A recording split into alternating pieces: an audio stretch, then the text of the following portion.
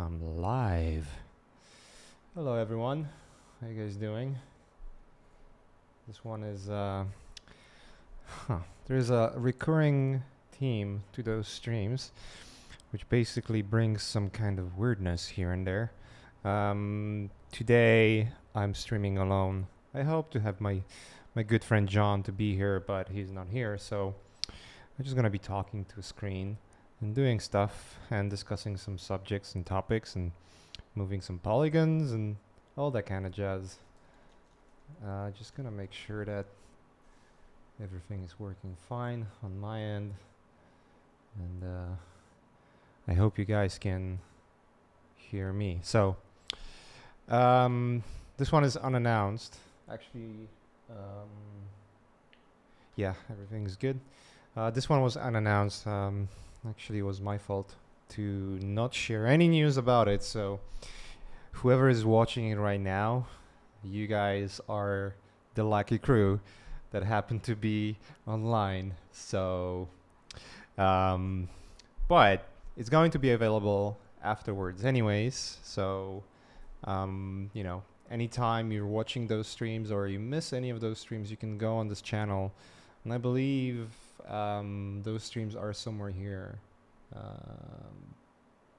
Yeah, you can watch the last one, and you'll be able to watch this one too. So we're still trying to figure out what are we going to do with YouTube, because we want to have all of those. All of those are recorded. It's just there's some weird bug going on with YouTube connection with Twitch.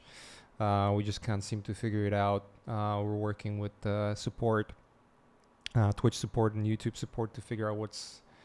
Yeah, that's true. I announced it last stream. You're right. You're absolutely right, Green.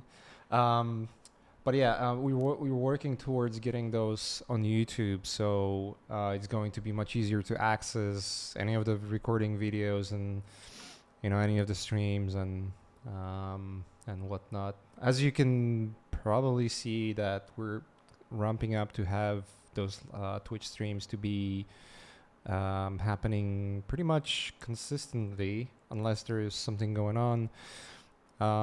Idea is to have a consistency of a weekly consistency.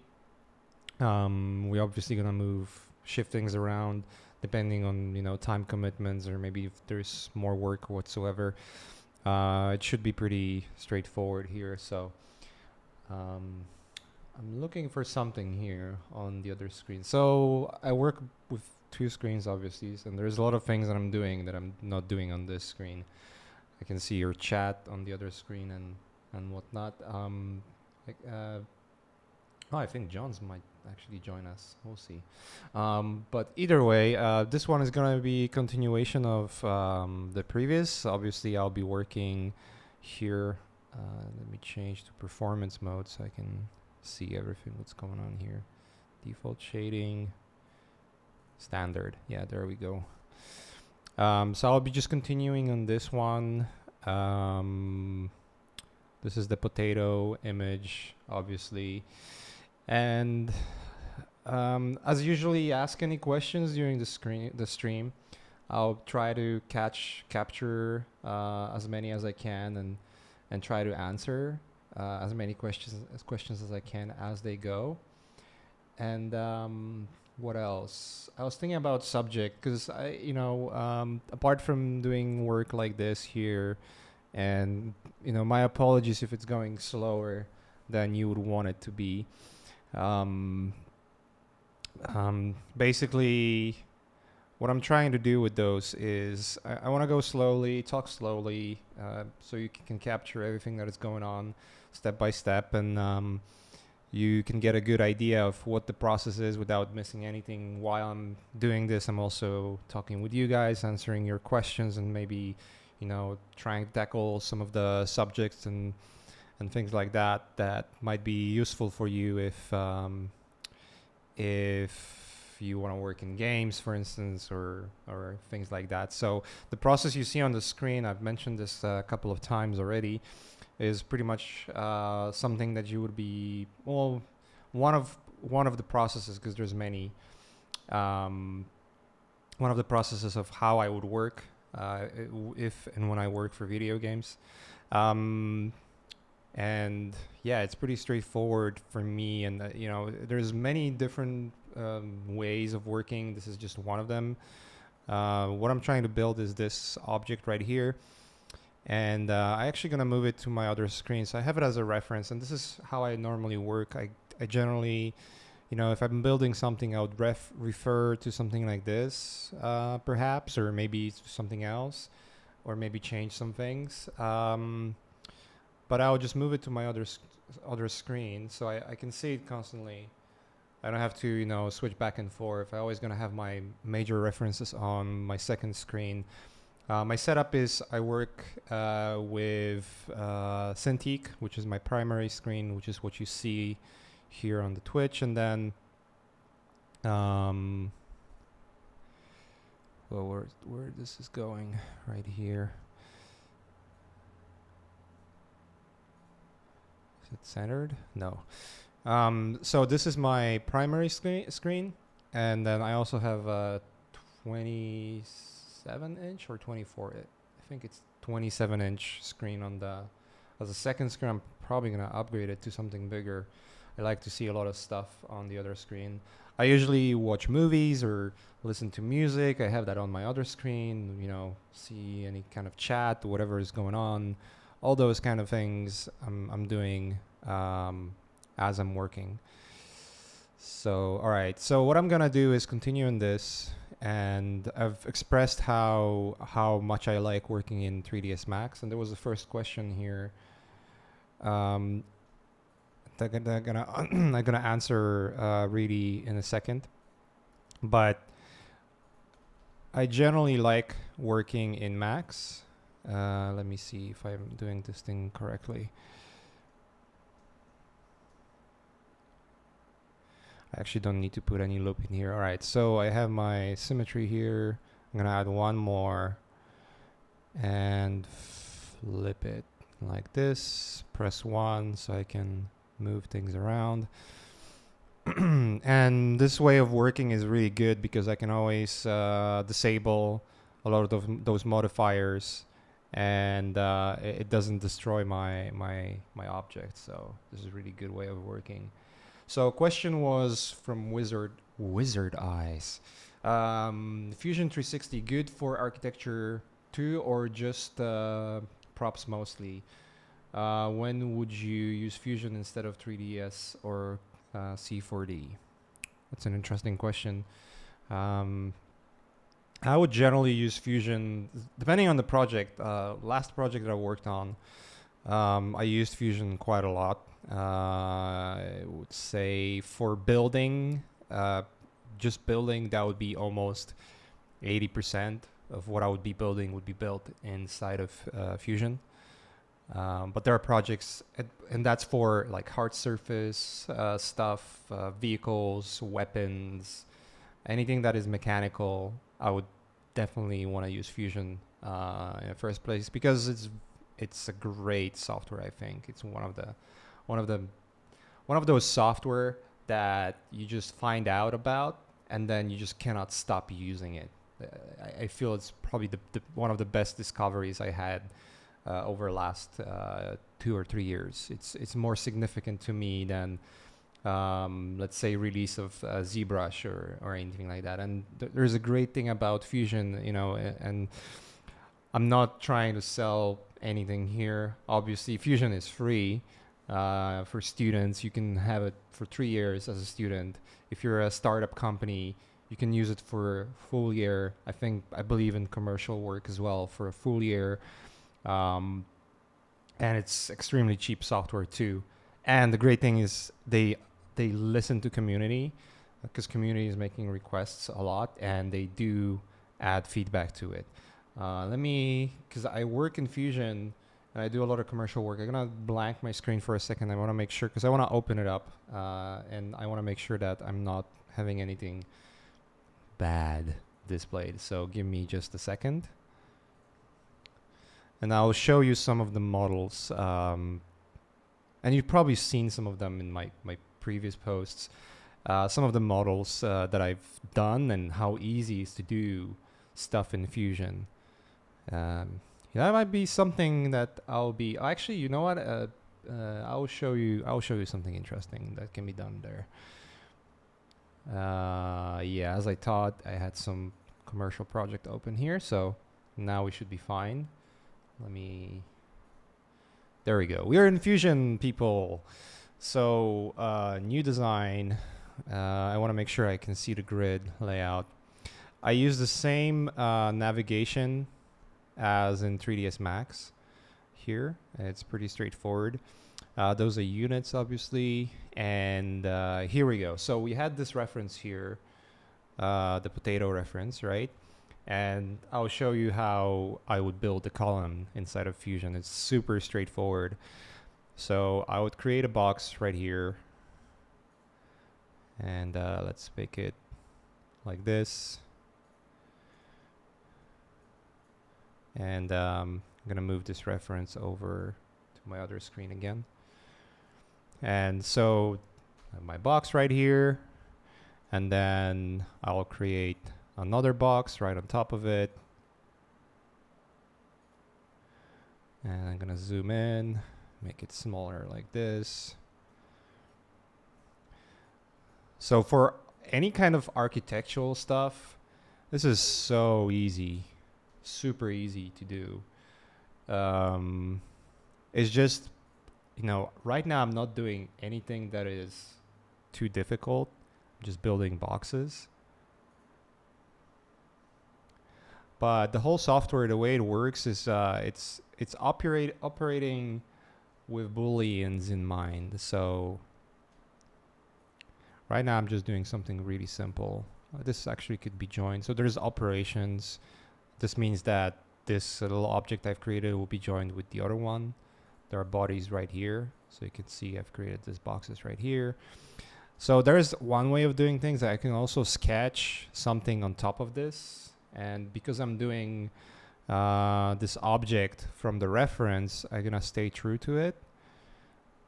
So what I'm going to do here is just going to extrude it upwards like this.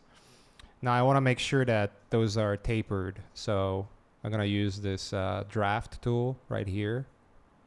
And then taper it, 10 degrees. And then do the same thing right here.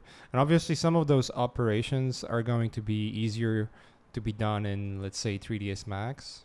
But here's, I'm going to show you an operation that it cannot be done as easy in Max or any other software in that term. So let me just do this real quick. Here we go. So let me, I have like a few objects that I've created before, which were super easy to do, like this stuff. This is, I think it took me about half an hour, maybe 15 minutes to do this. And the way I would do it is, I have this box. Here's some interesting thing I can do. Like, I want to have some custom shape to this. So I'm going to draw a shape like that. And I can just basically pick those two parts and select my splitting tool. I'm using the split operations here. I'm going to change my selection from alt just to bodies. So I can just, delete that. Whoops. What's going on here? Oh, I know. Let me not capture the history. Let's do this. There we go. And you can see I have this organic shape right here. Let me actually merge. So there's a, combine operations here. I can join those two. So now it's one object. Here's a really cool thing that I can do. So I'll take a construct. This is basically, so as you've seen when I was drawing, for instance, it asks me to select a surface on which I want to draw, from which you're going to extrude stuff. So what basically I'm going to do is you can also make a construct, and there's different ways of constructing, and those construct planes are basically gonna be like a sort of reference point for you to construct things. So I'll move this right here, and now I can draw on the surface. Let me do it again, because I want to show you one thing that I like to do with this program. All right, so on this surface, I'm just gonna draw something something weird. Let's draw something that looks like, let's say this, and I'm gonna make weird shaped box like this. I want to make it somewhat symmetrical. There we go.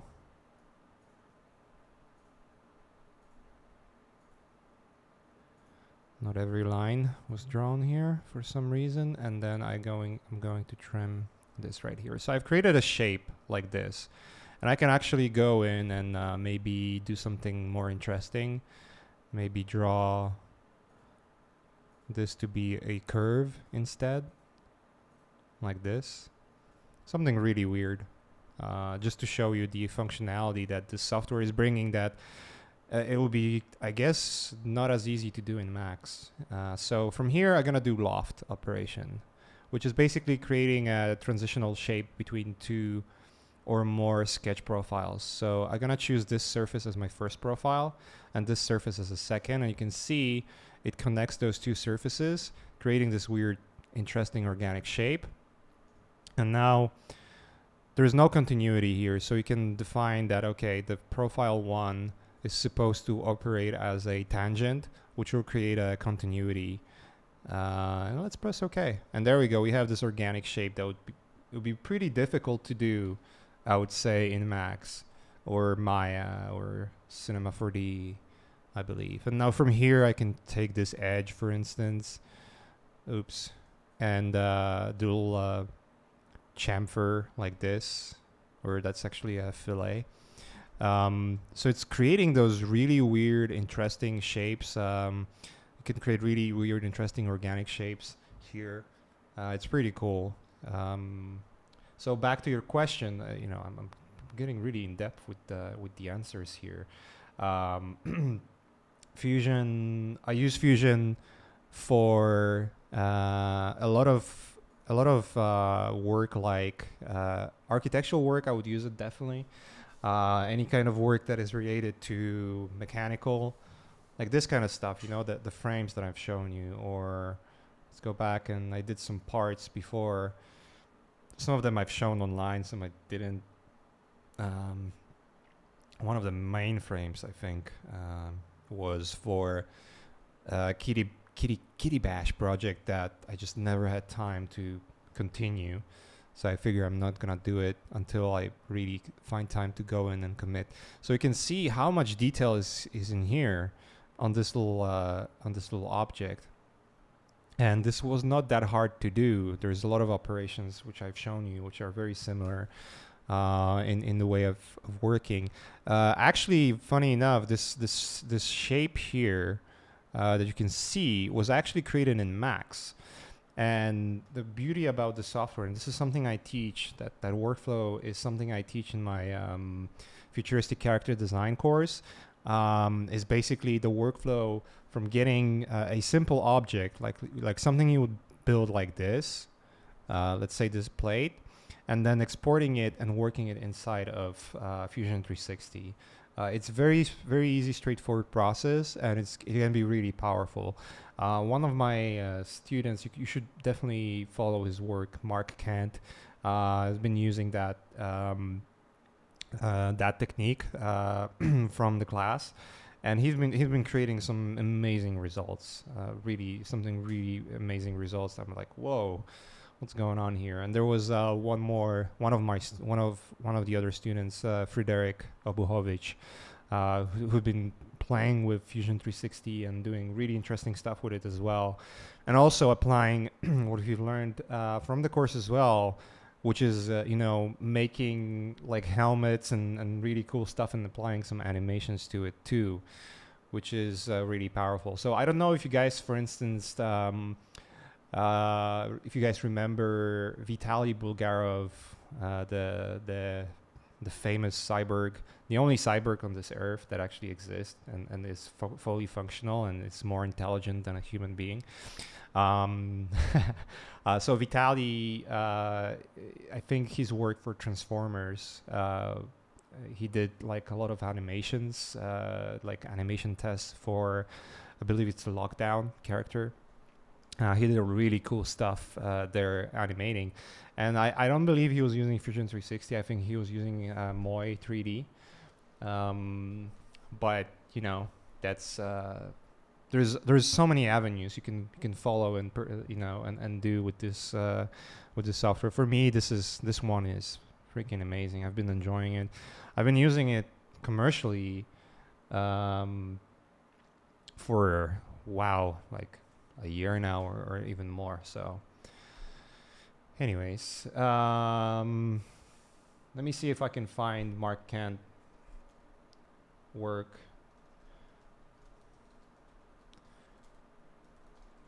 And I believe they both have profiles on ArtStation. So you can find, all right, so here's Frederic's work. And here is Mark's work. So Mark, I believe, works with Fusion and ZBrush. And Frederic, the last two images that you see, I believe those are Fusion 360.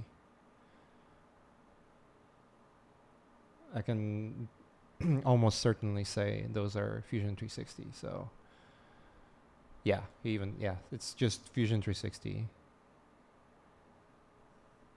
And this is freaking amazing. I'm so blessed almost to to see how students can apply that stuff. So question is, can you import Modo projects into Fusion 360? No, you can't. What you can do, however, is import meshes, and but the mesh has to be prepared. It has to be all quads and all that stuff. Like, you cannot just import any kind of mesh. It's not gonna work properly. You can import a mesh that will be almost like a reference, which is just there. Like, for instance, if you wanna build a helmet, right? And you're not entirely sure what the head proportion is going to be like and whatnot. You can insert a mesh of let's say DAS 3D model. It's just gonna sit there as a reference. It's not gonna be really editable or selectable, but it's gonna give you a good information of how large the object has to be, all that kind of stuff. Again, that's something I'm doing really in detail in my course. But going back to this, and I'm also gonna look if I haven't missed any question here. Has Fusion included other navigation options now? Max navigation style, for example. I believe they did. Preferences?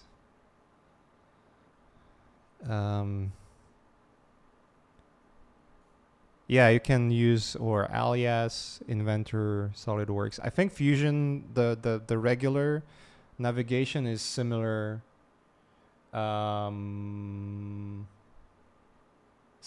to Max, I believe.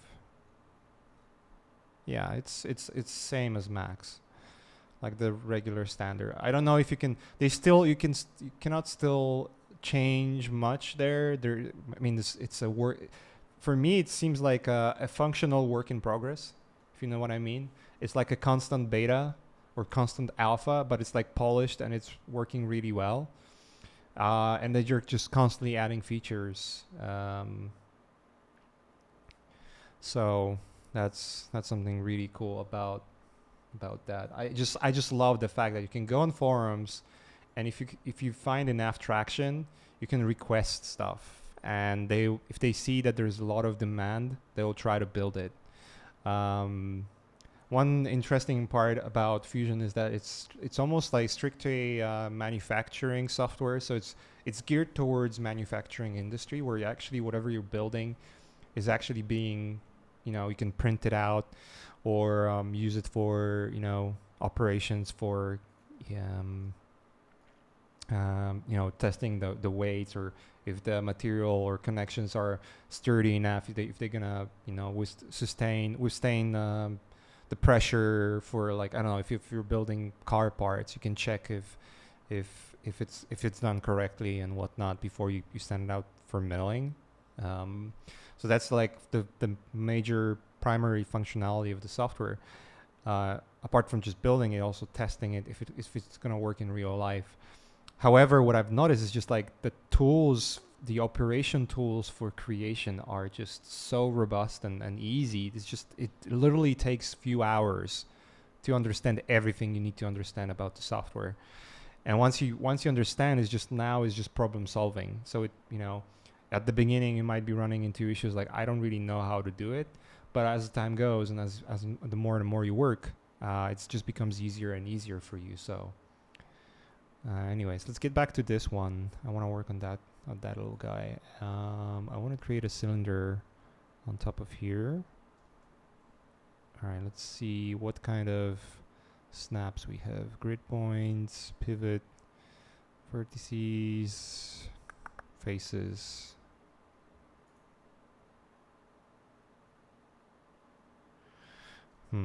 Let's do this instead.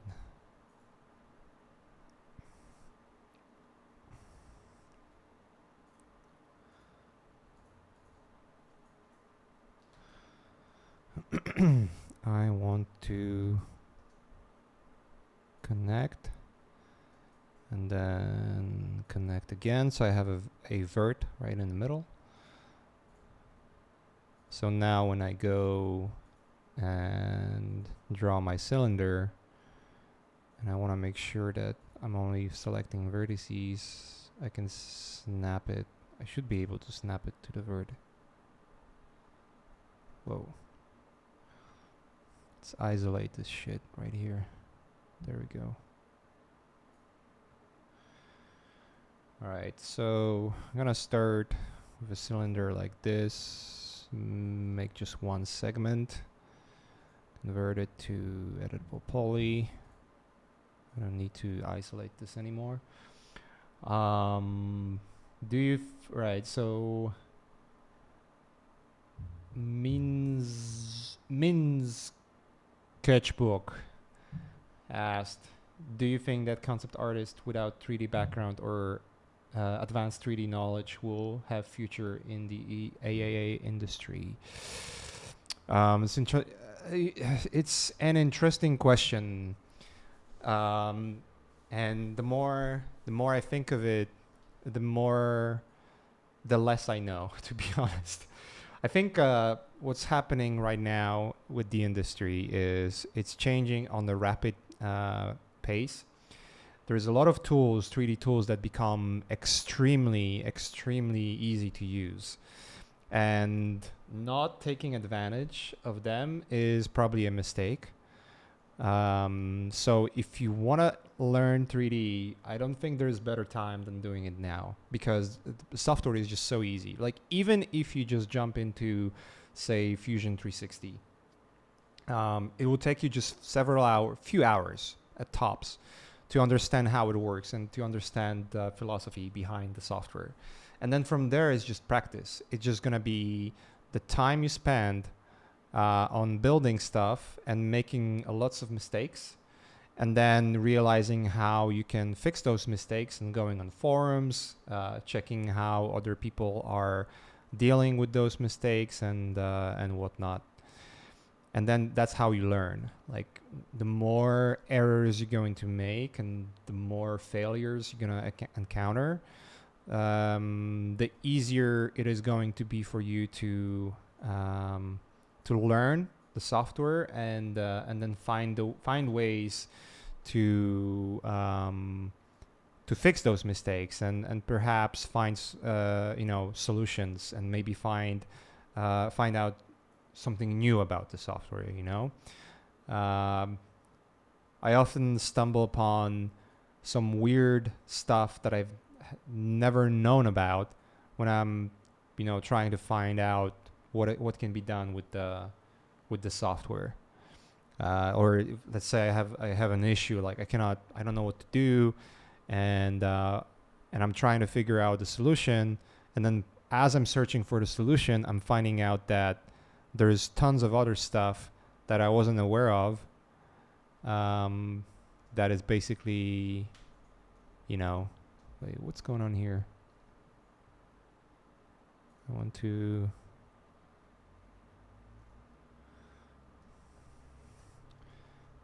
For whatever reason, I cannot do this operation right here. Huh. Alright, never mind. It doesn't have to be done. So yeah, you just run into problems, you solve them, and then you learn something new. And that's how I've learned myself. Like, I would start easy. I would build boxes like this, and then take a screenshot, for instance, of this, and then overpaint. That would be the first thing I could do. Build simple boxes and overpaint, because that's the first step. You're basically solving yourself. You're basically saving time with perspective. You don't have to care about perspective because it is 3D. It's going to be perfect.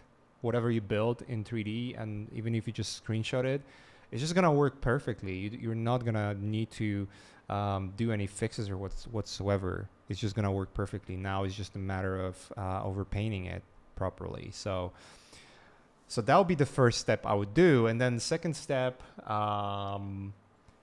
would be like gradually add things. So for instance, first you build boxes, then you build like an object like this one, right? So you do a little bit of that poly modeling, right?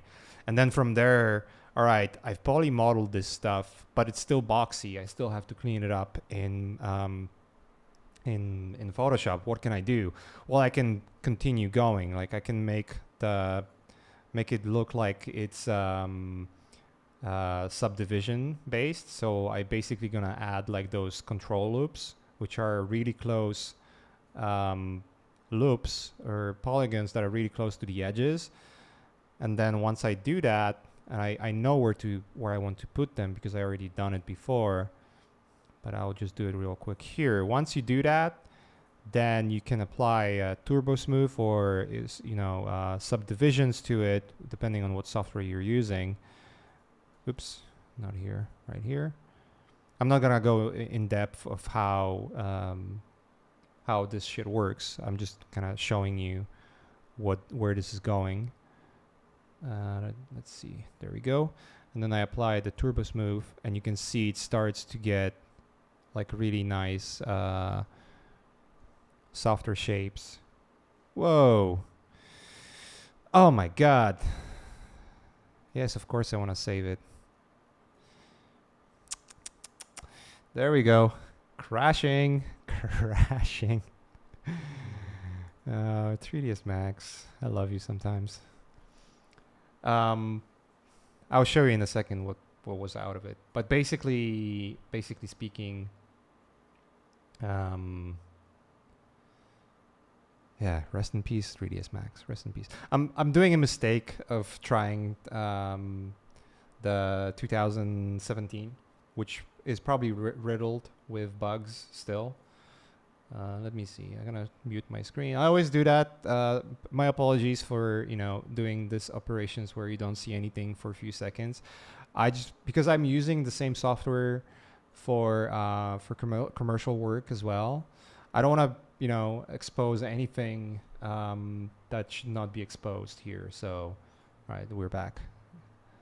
So here we go. I'm gonna add that one more control loop right here, because it was missing there. I'm actually gonna isolate, and I will inset in here, and then inset right here too.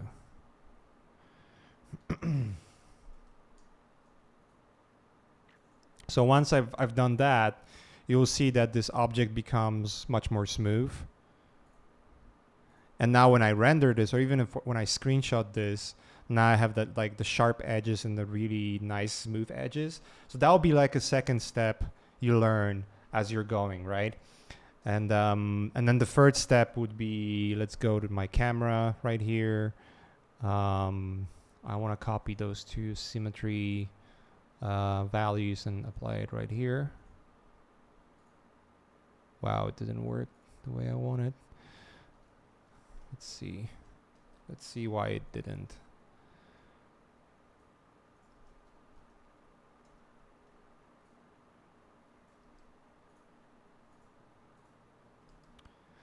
All right, let's just make another one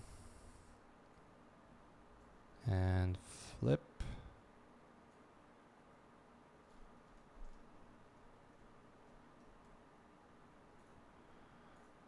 As I'm doing this, I'm making mistakes on my own. So, and let's apply one more on y-axis.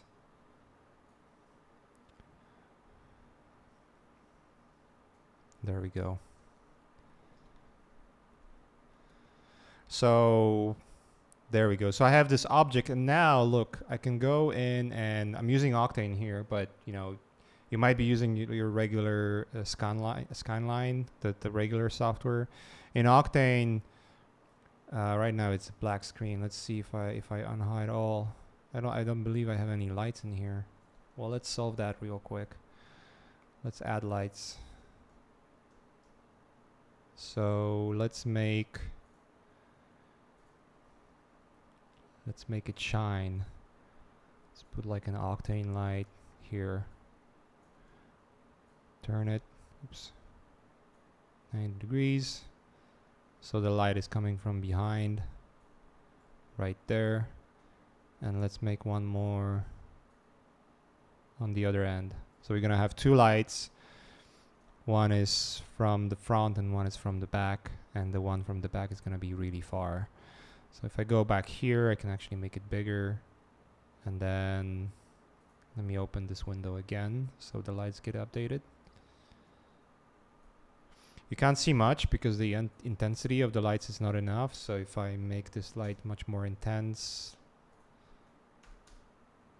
let's make it like 10,000. 100,000. Yes. Intensive. And the other one right here. I'm gonna make it 200,000. No, 100,000 is the most. It's too much too. It's because it's much closer. So you can see now I have some kind of basic lighting. And this is super easy to do as well. I mean, the rendering software usually doesn't take too much time to learn. You just need to understand the basics, and then everything kind of works. So you just gradually add new things and gradually learn new things. And then from there, like the next thing I would do is, well, I want to have some kind of materials on it, right? So what I maybe would do is I would start with regular, let's go here, Octane diffuse materials and Octane glossy. So diffuse is just basically like a cloth or, you know, material that doesn't have any reflections, and then the glossy material is the one that I would be using the most. So I can apply this material to right here, and I can change the color to make it darker. And I think I'll change in the engine, the rendering engine. What I can do is, let's say I want to have a CinemaScope view, right? Or actually not. Let's do 1920 by 1080, which is your computer screen resolution. An old LCD resolution, I should say. So now you see I have two different materials, and I can keep applying. This is path tracing. This is good. And from here, what I can do is, let me put this right here. Let me lock the camera. So whatever I do outside of the camera is not affecting the rendering. And what I need to do is I want to make sure that all of those objects are being updated as we go. I might do actually separate video maybe one time where I would just go through what those things do, or maybe make a tutorial about it. I don't know. We'll see. And I also want to make sure that the reflection of the material is not 100% glossy. So I'll add roughness. I'll make it really rough because in my reference it's almost like almost the reflection is not that visible, but almost every object still will reflect. So you want to kind of keep it going. The light on the back is a little bit too strong, and the light up the front is a little bit too strong too. Actually, what I can do is I can delete those two lights and add something even more interesting. Let's say I want to create a ceiling right here. And I'll do exactly that. I'm gonna move it up. And then from there, instead of using like weird lights, I can add the daylight, which will be physically accurate. Whoa, I moved the camera right here.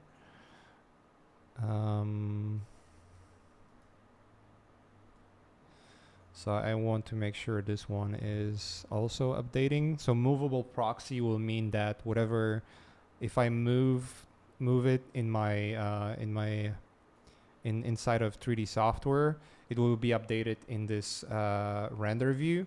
If you're not doing that, then it's done basically for performance reasons.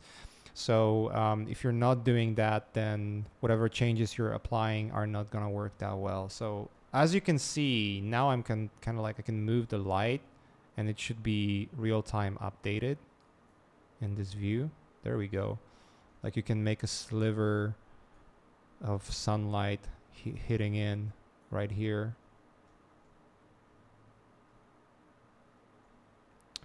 And I believe unhide all. Oh, okay, I know what's going on. All right, let me close this because I've deleted light as the thing was up, and it just didn't update properly. So let's go back here. Let's lock it. There we go. So now when because there was the light that I had here previously that I've created was actually blocking the sunlight, and even though I deleted it, it was not updated in the viewport. So you can see as I'm moving the lights, it's changing the lighting.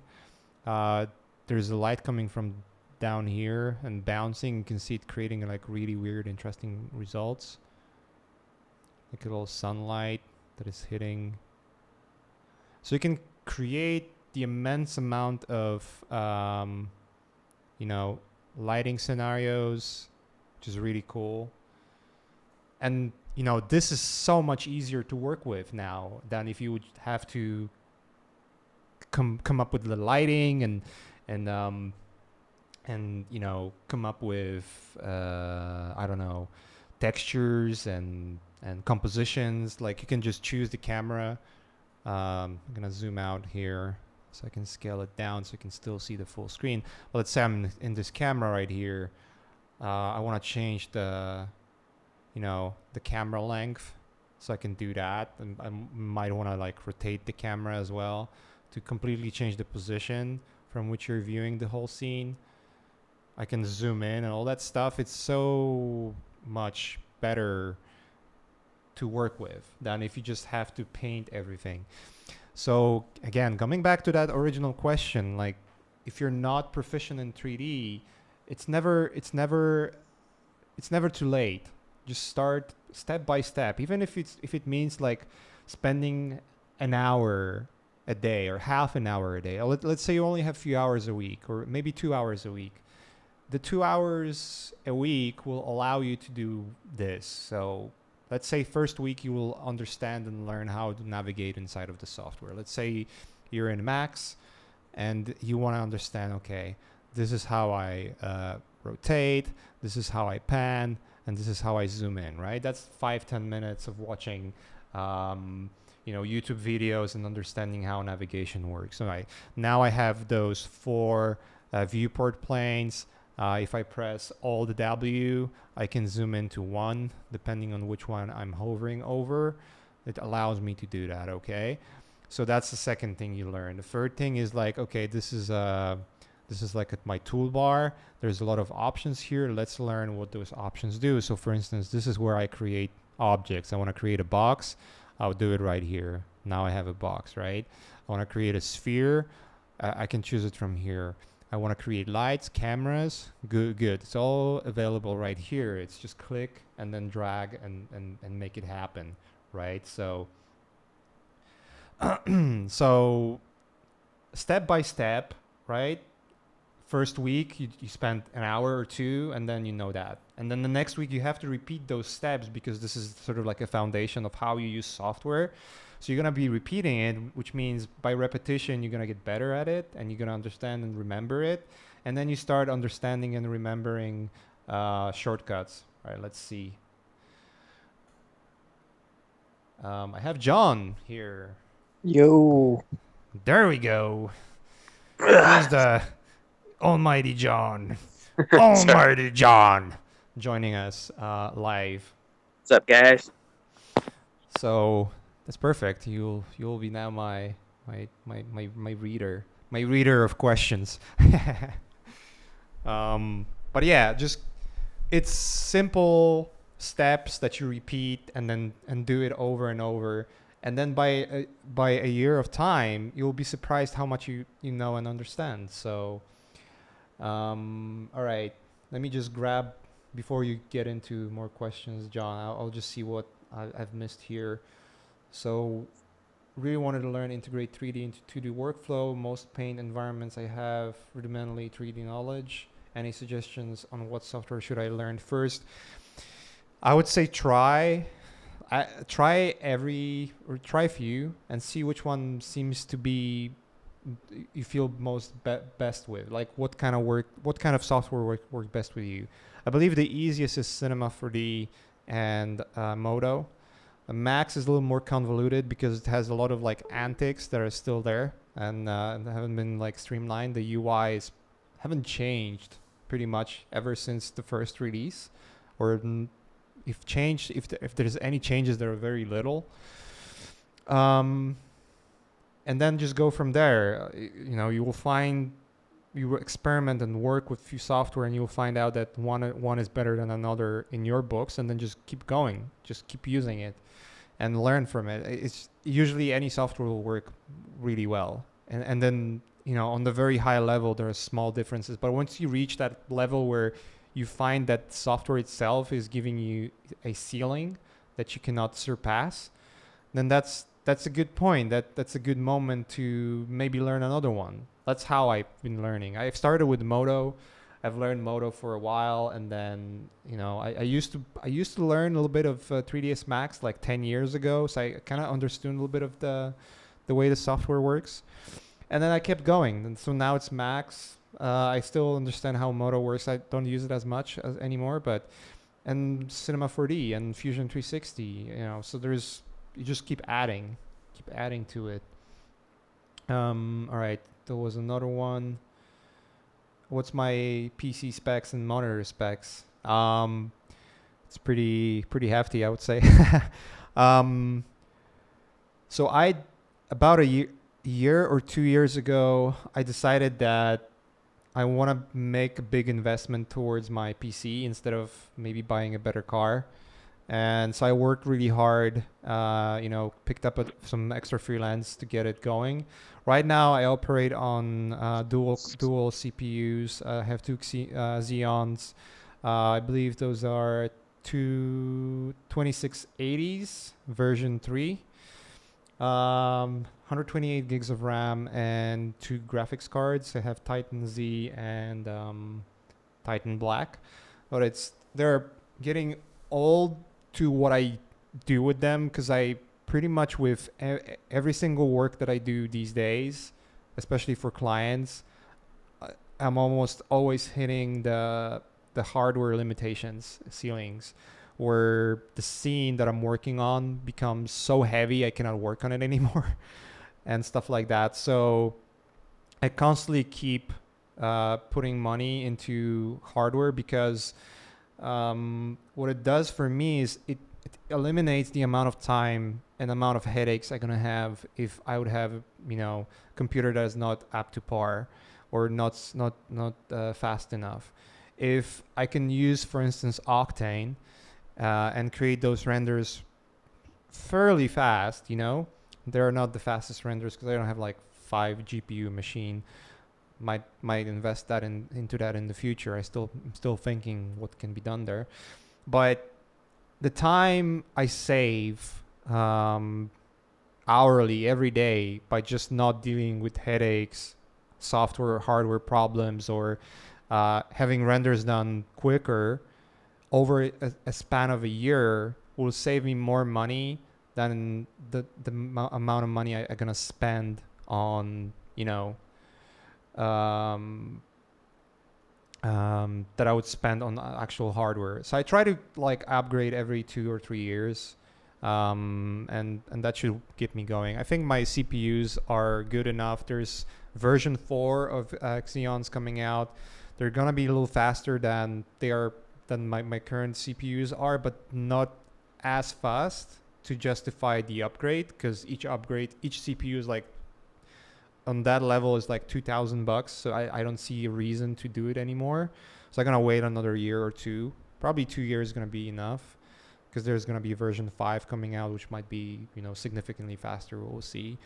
But definitely plan to upgrade GPUs. There's the 1080s that came out recently. They're still not fully integrated with Octane. They're not fully supported. Um, so I'm gonna wait on that. I'm gonna wait until it works properly, because like working for clients, I just cannot deal with problems. If I ever run into issues where something is not working, I'm literally bleeding money at that point. So I rather not deal with that and always sort of be a little bit behind of what's new, and keep updating over time. So, and then I don't know, John, if you want to pick it up from there. Unfortunately, I can't view the messages from the past, so because I'm on Oh, my phone. Yeah. all right. So there was So one more starting. It was Ken Camaro. I'm starting in 3ds Max. Any good educational resources, tutorials for learning materials shading? I heard about mastering V-Ray by Grant Warwick. Is it useful? Even I used other render engines. Yes. If anything, so I would say this. You probably can, like, if you just want to learn how material editors, like the very bare minimum of what the software functionality is, I think you're gonna be good enough with lynda.com or digital tutors. They have a lot of like those streamlined, straightforward tutorials of how to use software. That's where I've learned, I believe. I also, I think I was recommended to learn for 3D modeling. I've learned from, there was Eat 3D Dozer. I don't remember who did that, but if you Google Eat 3D Dozer, you'll find that the one I'm talking about. I bought a DVD there, and it was pretty good. A little fast at times. Like the first couple of videos, I was like pausing every 10 seconds, and it took me like hours to finish one video. But once I get it going and understand like my shortcuts and everything, it was much easier later on. But for rendering and materials, I don't think you're gonna find better educational material than Grant Warwick stuff. I spent money on getting his mastering V-Ray, and I think that was probably my best educational investment ever. It's just literally one of the best shit you can get in terms of like what you can learn with it. And here's a great thing, because Grant goes really in depth into all the materials and all the process and functionalities of the software, and also like explaining how diffuse, how reflections, shader models, AOR, how all those things work. Now, what is very apparent to all 3D software packages, or most of them, is that all of those terms repeat. Some of the shaders are going to look different, but the functionality, the general philosophy behind the shaders, gonna work pretty much the same all across the board. So for instance, let me do this. So if I go in here and look at my materials in V-Ray, and let's say, or sorry, that's Octane, and let's go, I'm gonna change it to V-Ray because I have V-Ray license here as well. All right, so now I can access V-Ray materials here too, somewhere in here at least. There we go. So V-Ray has different materials, obviously, and the one that you're going to use the most is just the V-Ray material. So you can see that it has way more options. It might be a little more confusing. It's really straightforward once you understand how it works. But you can see there's diffuse. There is reflection map and refraction map. Refraction would be, I believe, transmission in here. The displacement map here in the glossy material, there's the displacement, there's bump, there's opacity. If I click right here, there's index of reflection, so IOR. And if I click it right here, you're going to have the same thing, Fresnel reflections. So reflections and then glossiness is a roughness in Octane. So there is different naming, but it all works the same. It all does the same thing. So for instance, if you're going here and you're going to change the glossiness to 0.5, and then you go in here and then you change roughness to 0.5, it's going to yield exactly same results. So if you learn how to use V-Ray, then it's a matter of understanding a UI of a different software and some caveats and quirks about what this software does. And then everything is very same. Like, it didn't take me long to understand Octane because I already knew how to work with V-Ray and understood how shader works. And then it was just for me getting in here is like, okay, what is the roughness? Oh, it's probably the glossiness. Okay, diffuse is pretty straightforward. Opacity is straightforward. Transmission. What the transmission does? Oh, okay, that's a refraction. So it's like putting the dots together. And once I got that going, it's like, okay, right, yeah, everything seems to be really straightforward, and now I can use Octane. So, I guess that was the last one you've missed, John. Okay. Yeah, the last one I could view right now. It says, do you worry about correct displacements, UVs, shading work, etc., or you always just paint it over? So what I do is, for instance, here, what I would do is I have this object, right? I'm not going to do UV mapping. Like, forget about it. I will never do UV mapping. Fuck that. That's just a waste of time. I'm just going to wait until there is a software that does it for me automatically with one click, and it works perfectly. If you're using, I think, like Mari, maybe Substance Designer. I don't know. I haven't been using Substance Designer. I know Mari does that. There are other like texture painters out there that might be working the same way, which is the PTEX, which basically what it does is you paint on a model. I think Cinema 4D allows you to do that as well. And PTEXs are great because it just pretty much eliminate the need to do UV mapping or unwrapping UVs. You just apply the PTEX and basically paint on the model, and that's it. You just paint on the model inside the software, and it works. And it works perfectly. I need to try it myself. I haven't investigated enough. The way I work normally, and this is sufficient enough for me in 99.9% of work that I do, is I would have this model right here. I would apply UV mapping.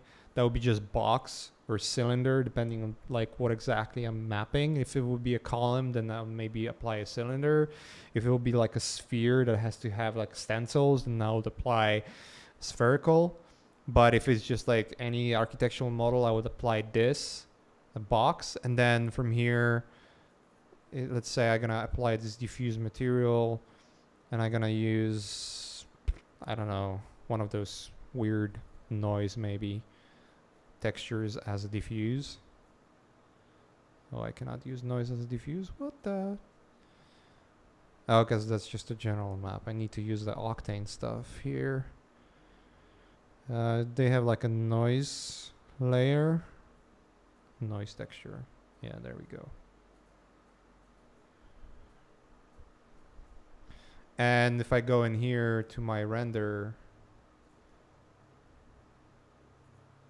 where is it? I can see it's just mapped. And if I want to like, oh, this is a little bit too large, I want to have a different frequency, that I can change it in here in the in the noise texture, I can change the UV transformation to, or actually not the UV projection, no, UV transformation.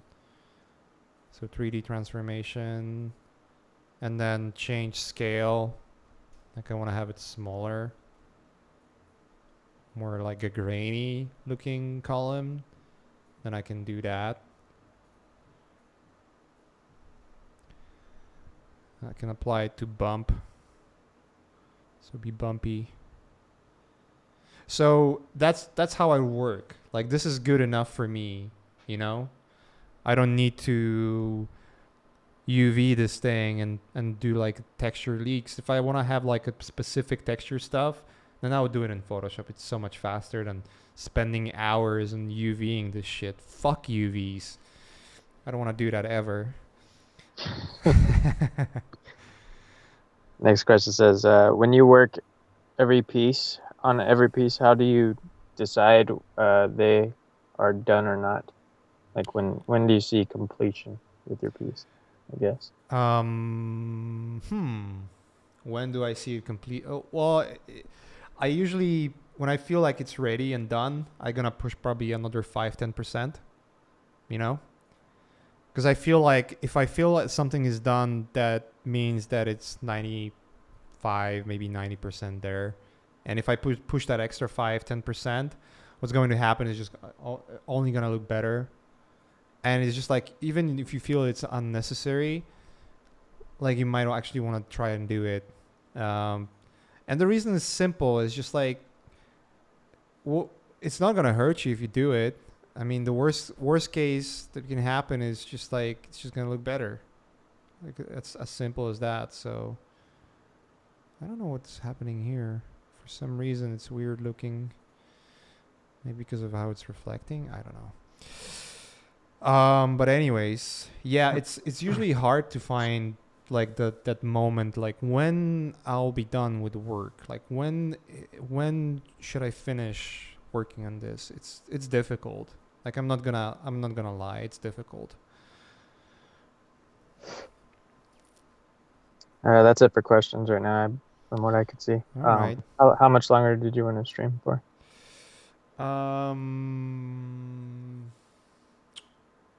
You know what, probably 10-15 more minutes. All right, cool. Yeah.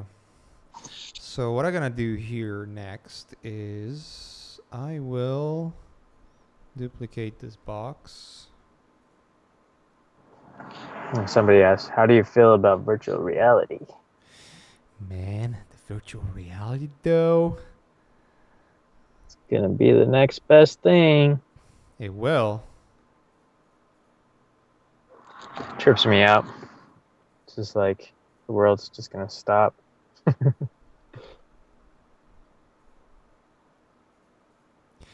Yeah, it's gonna be interesting for sure. Oh, I'm sorry, I missed a question. It says, do you use only one render layer? No, I actually do render passes.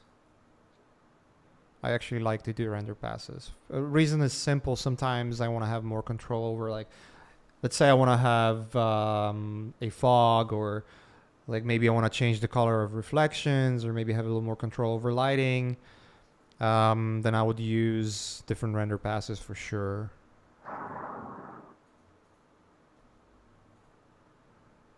For sure.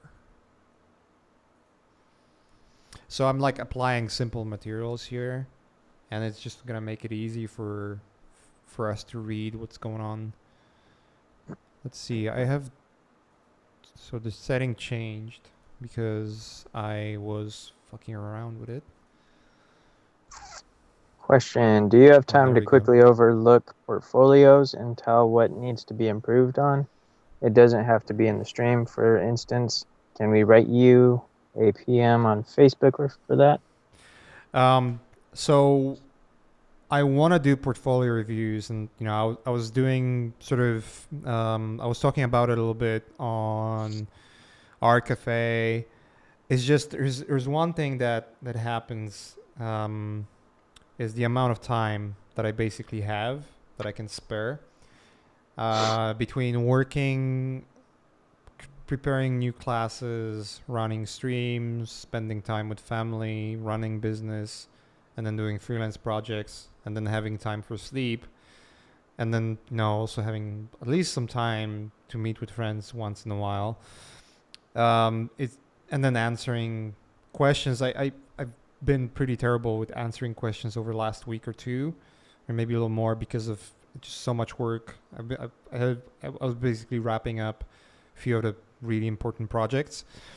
Um, so it's just I literally run out of time. And what I want to do is I want to I still want to do it. Because I said I will, and I don't want to deliver on that promise. But I think the best way to approach it would be if I do it in more of like a stream, like maybe on the Twitch streams. I just need to figure out a formula that makes sense so that it's fair for people who are active and joining. It might be related again to the art cafe and all that stuff. We'll see. I just have to really have time to give it some thought, think about it, and make it worth a while. Just because I know if I say like, yeah, go ahead and send me portfolios, Yeah. I don't want to brag that I have a lot of followers, but it will be just impossible to answer to anyone, like to everyone. It would be possible to answer to some, but then some of them will be left out. Like, wait, where's my portfolio review? And I think we're working on like a system, right? Yeah, we want to do like a system that works and really reward everyone that is like joining us on like live on those streams, because you guys are spending time tuning in and sharing that time with me. So maybe that's like a good opportunity to work something together here. So we'll see. I mean, I want to do it. I'm not gonna say I don't want to. I want to do it. I just need to. Because here's one thing I don't want to do, and I've done it before, and I've done it on maybe not a severe way, but that's the worst thing you can do is commit to something, promise, and then never deliver a few times and then fail. I don't want to be that person. I rather say like, fuck off. I'm not gonna review your portfolio. And that will be, it could be a true statement rather than saying, yes, I will, and then never do it. I rather be nasty than don't deliver on promises. So slowly, every step of the way, right now is making sure I have those streams with you guys and I'm doing them consistently. And also Art Cafe is coming back. Just as a friendly reminder, we're actually getting John Park, and we're doing it, if nothing goes wrong, next Friday 6 p.m. with John Park. Nice. Promised, and it's gonna happen. So I want to get Aaron back soon after. We'll see how it works. Aaron is right now in LA actually. He works for I believe Infinity Ward, and I want to get him. It's just like he is a busy person. So anytime you guys are requesting like a really prolific artist, it's not that they don't want to do it. In most cases, I'm good friends with those guys. It's just like they are as busy as me, and it's just like, can I please find an hour of your time? It's gonna be Pretty, epic streams though. Yeah, I mean, John was supposed to be like a year ago. It's just so much. It was so much going on in his life that it's just like it never clicked. But now it's finally gonna happen. So That's good. Next question says, or what do you know about VR basically? Is it hard to apply virtual reality for games? Like, for example, The Last of Us Uncharted series? Do you think that'd be hard to put into virtual reality? So to my very limited understanding, because I literally, like, I think a week ago or 2 weeks ago, I got the HTC Vive, and I just literally just started to play around with it. How are you liking that? I'm still figuring it out. Yeah.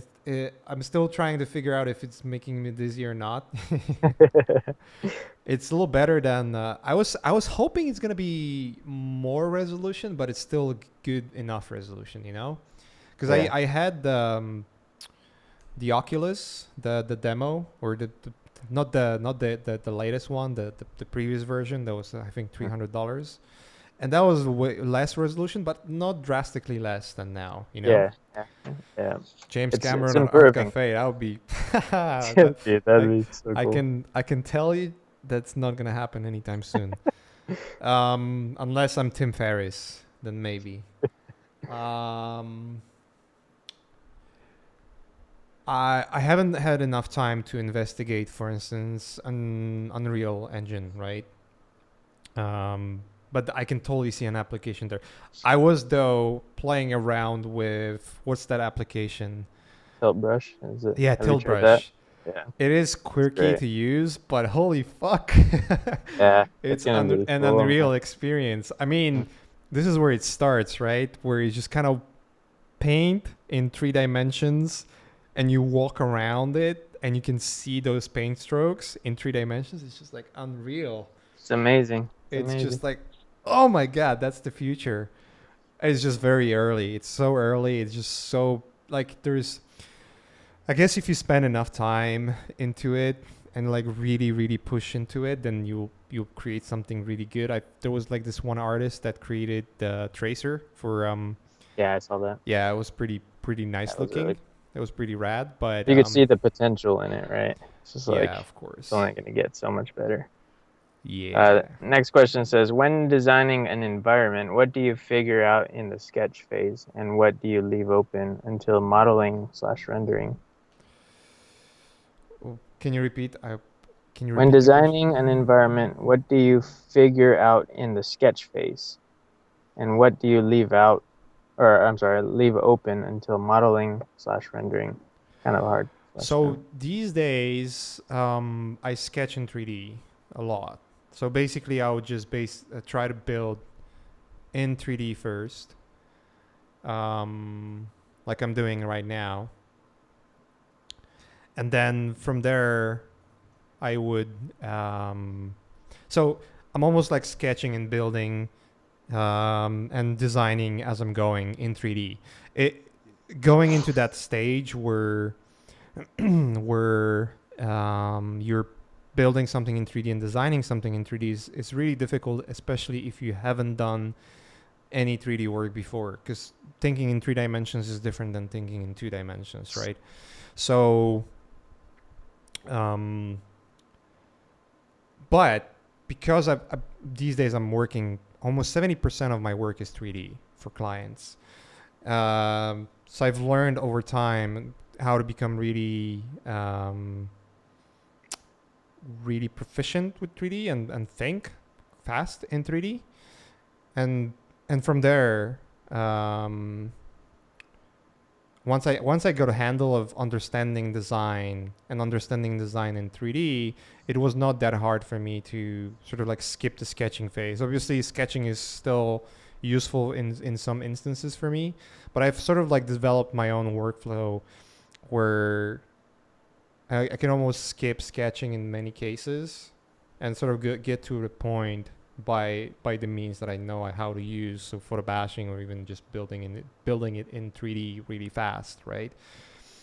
Again, like last 3 streams, this one and previous two, where I'm basically just doing this one object and talking a lot. That's something I would do in 20 minutes. Like it would not take me more than 20 minutes to do this, and then apply lights.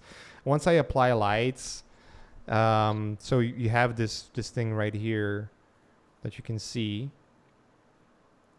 which looks like this. And I have my like base shaders set up.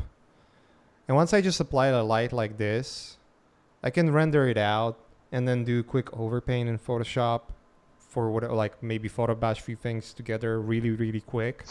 Then change the camera, change some materials, and do another shot like that.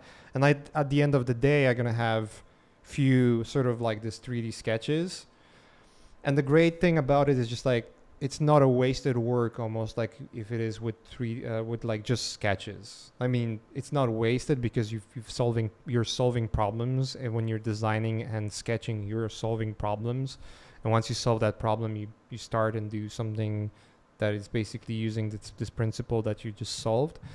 But in this 3D workflow, I can basically just keep going. Like I never stop working on this file. I just keep going until I finish. I build more complex models, do more complex lighting and materials, and then eventually, okay, this is a point where I stop, and then render it out, and then apply a few textures here and there, and it's done painting, right?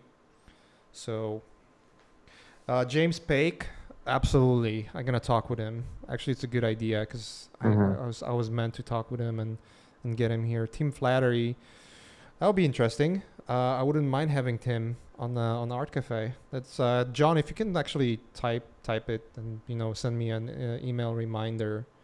Okay. That would be great. That would be great because I Got want to get I want to get it back going. So Yeah, that's exciting. It's really good for the community, man. I love it. yeah, dude.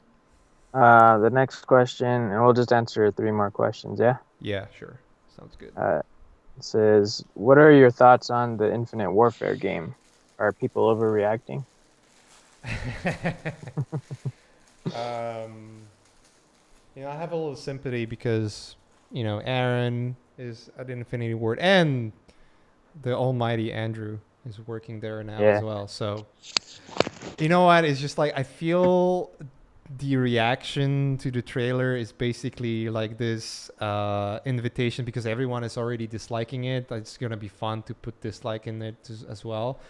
I didn't think it was so horrible. It deserved the most dislikes on YouTube ever. I think it just became a gimmick for people just to click. So. Yeah. I mean, I've seen way more horrible things on the internet, Mm-hmm. And I have not seen so many dislikes, so. I'm excited for that Battlefield 1. I'm going to be very politically correct and not name names here of the things that I saw recently that were grabbing donations from people. Like, what the fuck for this? Right. Never mind. I want to be politically correct here, or maybe I shouldn't. Speak your mind, Maciej. I'll speak my mind. That fucking Chewbacca. What about babies in Africa? Seriously, though. Yeah, seriously. No. Next question says, what were you and Ash up to in New Zealand? Is it Ghost in the Shell? I cannot say. I will not say. All right, skipping that question. It says, how do you move from a basic 3D block without any textures to a painting/concept? Okay. So for instance, I have this renderer, right? Or it's still rendering. But I would take this. I would pick it up. Let's do a screenshot right here. Boom. Copy. And let's go in Photoshop. And I have it here. And from here, like I just gonna do. So what I would do is, all right, I want to maybe change the lighting a little bit to begin with. So maybe I want to have it more contrasty, a little darker. And then I will go maybe not so much color. Maybe I want the reds to be more saturated. Or actually, I want to have reds more saturated. And from here, I like this ground texture. Or, I would browse through my textures that I've collected. Again, we're going to go in depth with this, but like through the next streams. But this is how I would start doing shit, Like I would slap a few textures together from those photos, change like the different modes, and start from here and just keep adding and maybe I want to have like some overpaint going on. Maybe there's like another object right here that is the same color, and maybe it's like collapsing or something. Maybe there's like one of those pillars that I have here that is basically like tilted, and there are like wires connected to this. Whatever that is, right? Like I'm just sort of riffing around, but this is how I would work. And because I have lighting already solved for me, and some of the texture information is in like at least value information is in here, it's super easy to work that way. So, all right, let's get one more question and wrap it up. Last question says, what was that awesome screenshot software? Snagit. Snagit's dope. Yeah, it's pretty good. Was it like Easy. $50 or something? How much it costs? I'm curious. I didn't pay anything. It's free. Right. believe. I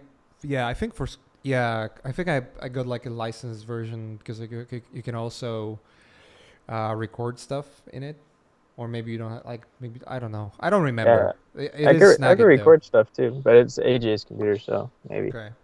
Yeah, I can. I think it's it's a Snagit for sure, and it works pretty well. Yeah, it's dope. All right, folks. So here's the progress we did. We did this in this stream. We actually applied some colors. Yay.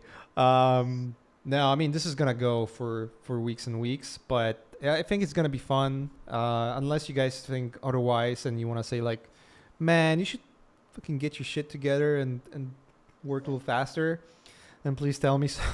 Tell me so.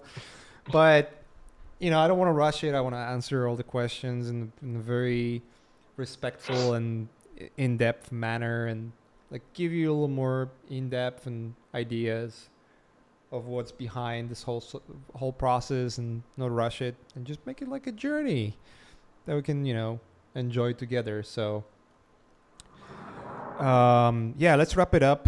I'll see you guys next week, hopefully. I'm actually considering either to move next week's stream, because I'm doing them normally on Friday nights or Friday 6 p.m.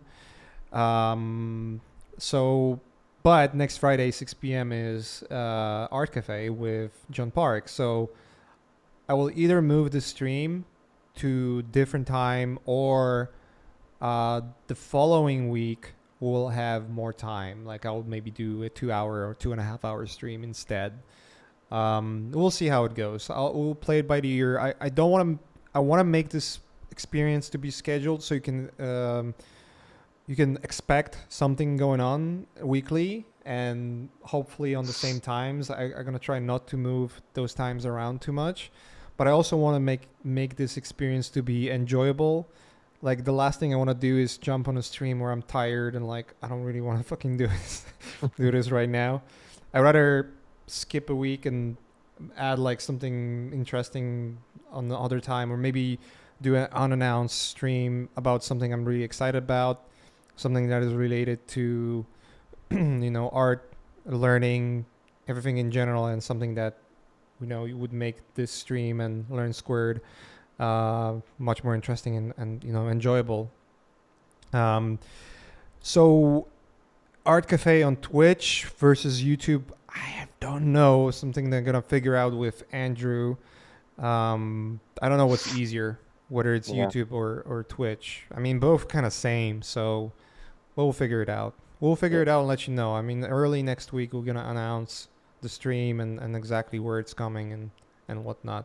I might do some streams in the future where I'm doing it on the different times as well, just to accommodate with those folks that are on the other end of the globe and have to wait till 2 a.m. or 3 a.m. I don't want you to suffer so much. But I also I'm also doing those streams when I can, and most of the day I usually spend working or with family. So we will play it by the ear and keep going.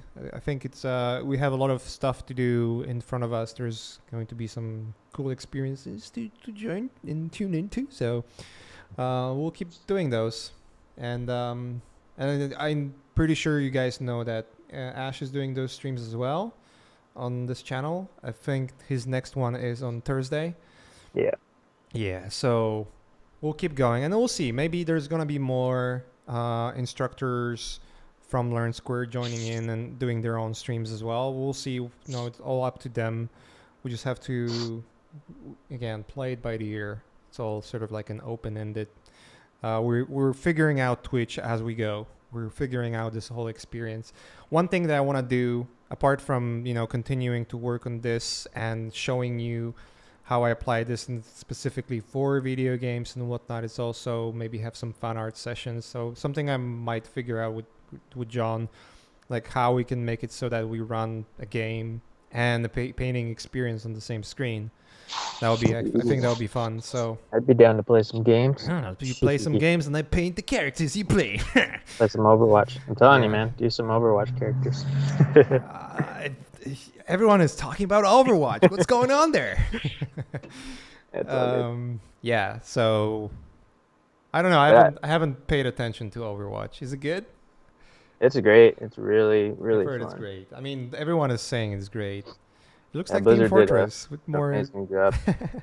Yeah, I know it does. They copied a No, it lot. looks beautiful, and it's kind of cool to see also Blizzard making something new and something interesting. It's not just another Warcraft or Starcraft. So, yeah, I you know what, I'm gonna give it a try.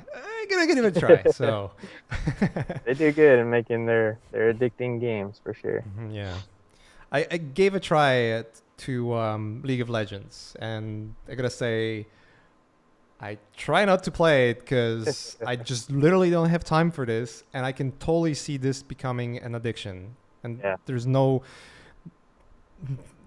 there's fucking so many people playing it, and I totally understand why, because it is a really well done game and It really is. addicting. So I'm Don't play it, Maciej. You'll get stuck. I'm trying to stay away as much as I can. So, Show. all right. Till the next time, folks. All right, guys. Peace. See you later, man.